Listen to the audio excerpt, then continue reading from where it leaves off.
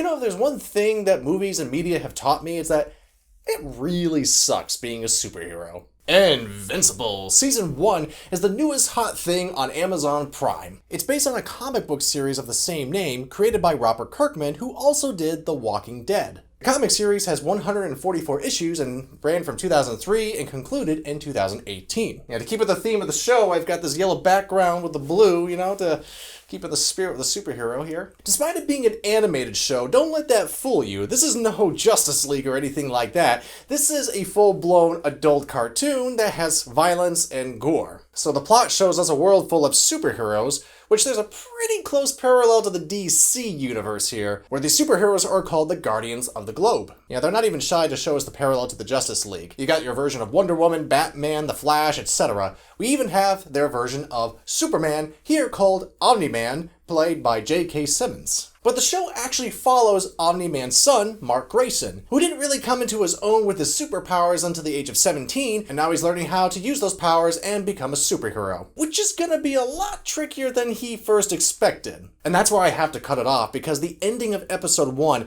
sets up the remainder of season 1, if not the entire series. Yeah, so there's a twist in the first episode that really shakes up the entire plot. Therefore, I really can't talk too much more about it without giving some massive spoilers. With all that said, it's still a surprisingly mature show that still has some kick-ass action scenes as well as some really fun characters. Which a lot of these action scenes do utilize CGI, but with a 2D palette, which is sort of a similar technique they used in older shows like the 90s version of the animated Spider-Man, but of course it's a lot better here. And this is not a bad technique to use because this show goes full-blown Dragon Ball Z at times. And let's not forget the rest of the cast. For example, we have Adam Eve, who has the power to manipulate the atoms around her, creating just about anything, which makes for some really kick-ass action right there. We also have other characters like Rexplode, Monster Girl, Robot, and the Molar Twins, where the running gag here is that you never know which one is the real clone, but it doesn't matter because when one dies, the other just keeps cloning himself indefinitely. What's great too is these other characters actually get full backstories and development as well. There's actually whole sections of these episodes where it's not even about Mark, but actually about these other characters. And what's awesome about this show is that there's some really big names attached to it. Some voices include Steven Yeun, Sandra Oh, Seth Rogen, Clancy Brown, Walton Goggins, Jillian Jacobs, Zachary Quinto, Jason Mantzoukas, Mark Hamill, amongst many, many others. Yeah, so there's definitely some vibes here that are similar to The Boys and Brightburn.